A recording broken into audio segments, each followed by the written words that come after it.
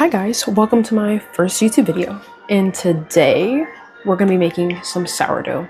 Not just any sourdough, some lemon supreme sourdough. And it's gonna taste really good and y'all are gonna come with me. And if you really like this video, you'll be seeing more sourdough stuff and plenty more videos from me. So like, subscribe, and let's get to this sourdough making. I know it's my first video, but I do have the equipment, guys, so don't play. But we have a special guest that wants to say hi to you guys. Don't be shy. This is this is my sourdough starter. Her name is Remy. Remy, say hi. Everyone clap for Remy. She's a little new here, so this is her second sourdough. Her first one didn't really turn out the greatest, but this one most definitely will. Okay, first I'm gonna transform into my baking gear. So get ready for the best transition you've ever seen. 3, 2, 1. Okay, guys. This is my baking outfit because I don't have an apron. So yeah, that's what we're working with for today. Okay, for the ingredients, you're going to need, well, if you're making regular, you won't need this, but you'll need some lemon cake, some of your sourdough, aka for me, Remy, some flour, salt, and water. And a lot of time on your hands because this takes a long time. Oh, and a fellow KitchenAid if you have one, with the dough hook. Okay, 1 cup of starter going in. Hopefully, okay. There we go. Make sure your starter is active or your sourdough will not work or rise. One way to know if your starter is good enough is to do the float test, meaning you take some of your sourdough starter and a lot of water, and if your sourdough starter floats, it's ready to be used.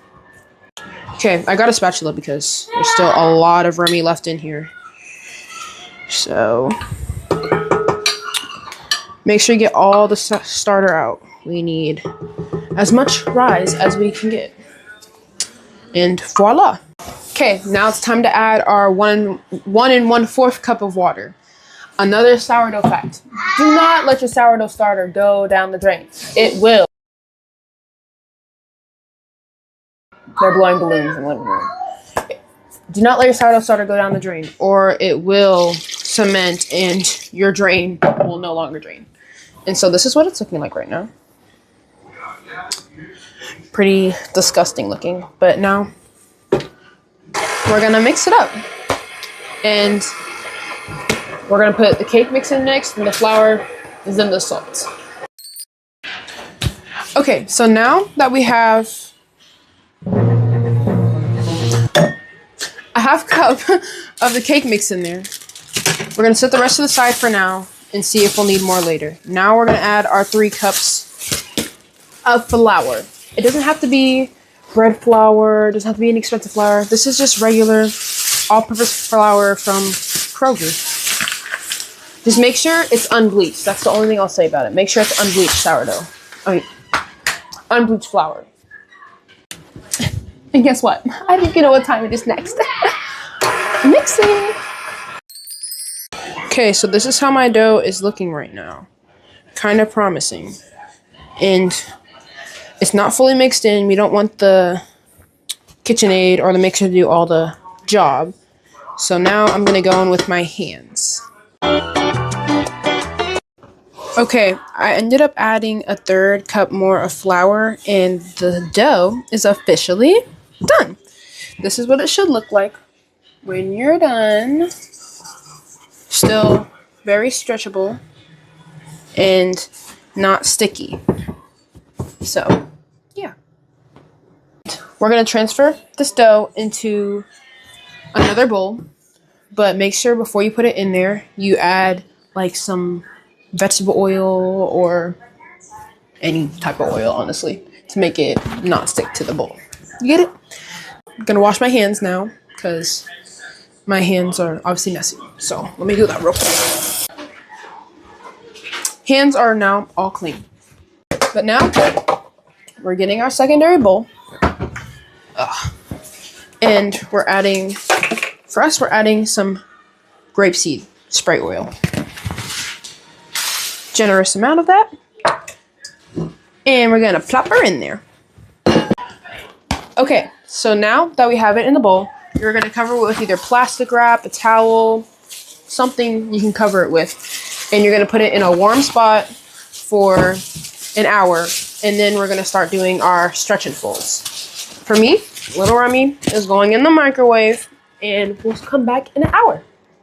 Guess what? Guess what? Now it's time for everyone's least favorite part, to clean up the mess we made. Look at the damage we have. Yeah, but this won't take that long to clean, I don't think. But yeah, coming back when Remy is done growing.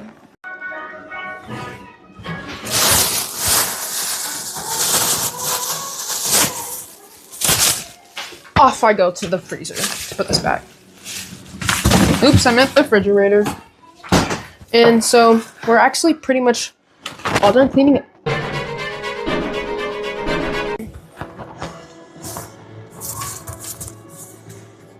I forgot the salt. Good thing it's only been 15 minutes, but this is going to be hard to add salt into it. So, okay, so we're going to take Remy out and we're going to put the rest of what we need in there. And we're just going to add it in there like that. And we're going to be kneading for like 3 to 4 minutes to make sure all the salt is mixed in correctly. Okay, so now that all the salt is mixed in, now we're gonna let it sit for an hour in a warm spot.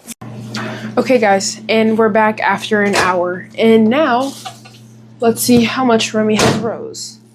This is what she's looking like now. And this is where we start doing our stretch and folds. Only 8 sets of stretch and folds. So let me demonstrate. Okay, stretch and fold is you pull,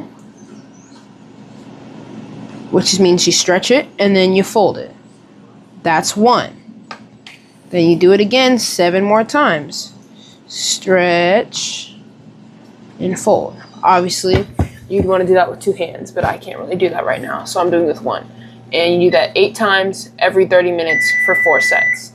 And 1 second. And this is the consistency it should look like when it's done. Oh, sorry. Hit the microphone. But yeah, that's it. And now we wait another 30 minutes to do our second set of stretch and folds. Okay, now it's time for our second set of stretch and folds. This is the consistency after all the stretch and folds we just did. And now we're gonna cover it up and put it back in the microwave. Okay, and what we did with the rest of the cake, whoa, that is still hot. Okay. Is we just cooked it and we're gonna make this the inclusions for the sourdough. Okay, now we're doing our third set of stretch and folds.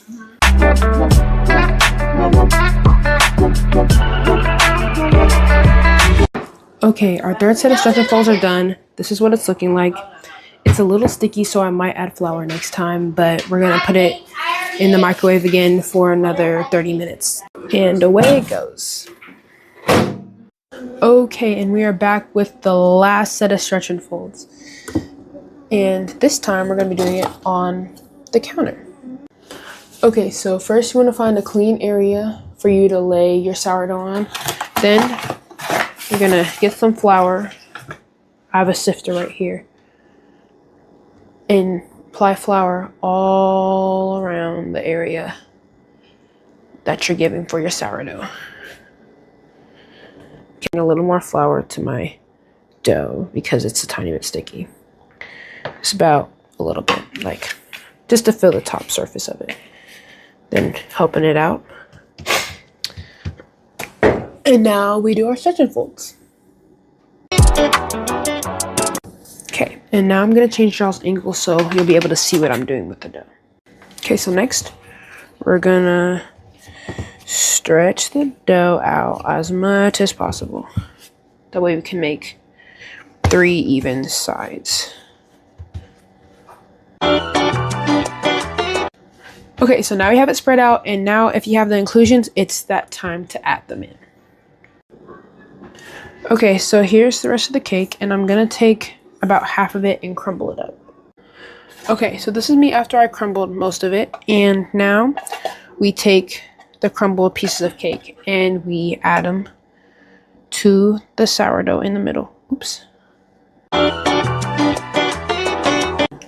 Okay, I filled the first layer and we still have enough left, so I'm gonna fold this side of it.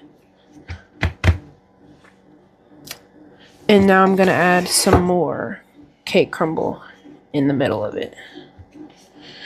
It gets a little messy if you have inclusions, and if you don't have inclusions, lucky you. You don't have to do this part. Next, we're gonna take the other side and we're gonna fold, if it wants to come up, we're gonna fold it up just like this, and we're gonna put some right in the middle of it. Now that that is done, we take our close side and we roll it up. Make sure you scoop in the sides. Okay, I'm moving all this rest of the crumbs to the side. And for our push and pulls, take your hand like this, push it up and pull it back. Push it up and pull it back. Now you will see some holes like this. We cover them up as best as we can, and if it comes out, it's okay, because it's still gonna bake out beautifully. Pitching up the sides that have already kind of broken, and we do 12 of these, or more or less if you don't need it. And we have another rip, so I'm just gonna pinch, pinch, pinch, and roll it back up. And then after a couple times, we are left with this ball right here.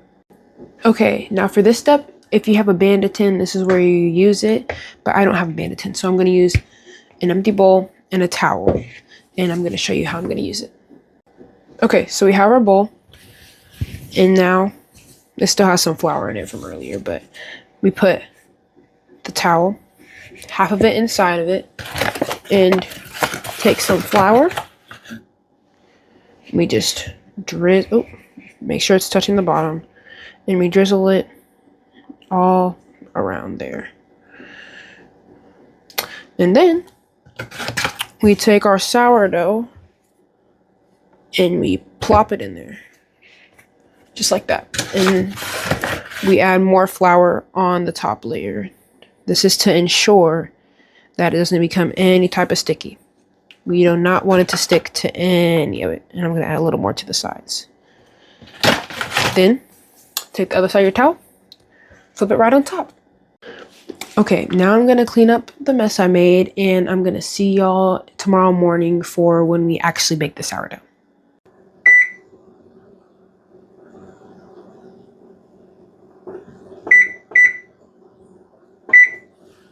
While it's still preheating in the oven, you're going to take any sheet pan or cupcake pan is what I'm going to use, and you're going to fill it with water, and you're going to place it on the bottom rack of the oven. See, and this is what it looks like. Doesn't have to be perfect, just have some water in it. And into the oven it goes on the bottom rack.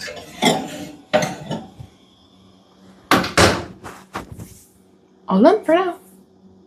Okay, the oven is preheated, and we don't have a Dutch oven, but you can also just use a sheet pan and parchment paper and it'll work the exact same.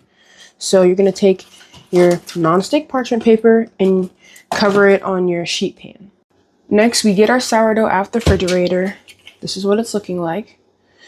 And you're going to flip it over onto the sheet pan, hoping that it doesn't stick, and take the towel off. And boom, that's what your sourdough should look like when it comes out the refrigerator.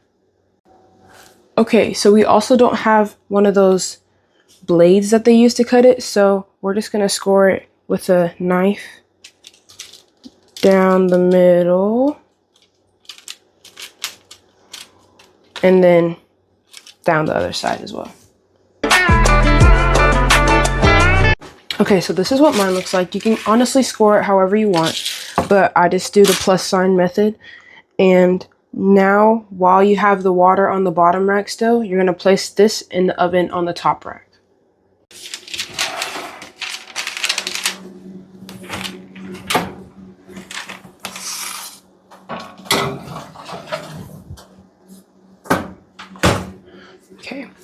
And that'll stay in there for 30 minutes. Okay, so after the 30 minutes is up, you're gonna check to see if you see any rising in your sourdough, and if it's looking like it's still cooking, then you're gonna put it back in there for another 20 minutes. Okay, and after your 20 minutes is up, this is what your sourdough should be looking like. Just like that. And let me show you the top of it. Okay, so this is what the top of mine looks like, and that's how I know it's cooked, if it's kind of firm on the outside. Okay, so now that the sourdough is done, now that the sourdough is done cooling off, now it's time to cut it. Well, guys, it happened. My sourdough has failed. Like, this is how it looks. Not at all what it's supposed to look, at all. And it's been sitting there for like an hour, so it should be done, but it's not, so. Okay, so minus the fact I'm a little sad over the sourdough failing. I tried my best, and I'm gonna be trying to make another type of sourdough again some other time, because my previous one worked really well. It was chocolate chip. It worked pretty well. The lemon one, maybe I put too much cake batter in it, something like that. Who knows? But we'll try again some other time. But for now, this will be the end of the video, unfortunately. Sorry you didn't get to see a taste test, but it's not done and not edible, so yeah, you won't be seeing that. Anywho, like, subscribe, turn on post notifications, and you will be seeing more videos from me. Thanks for watching, guys. Bye!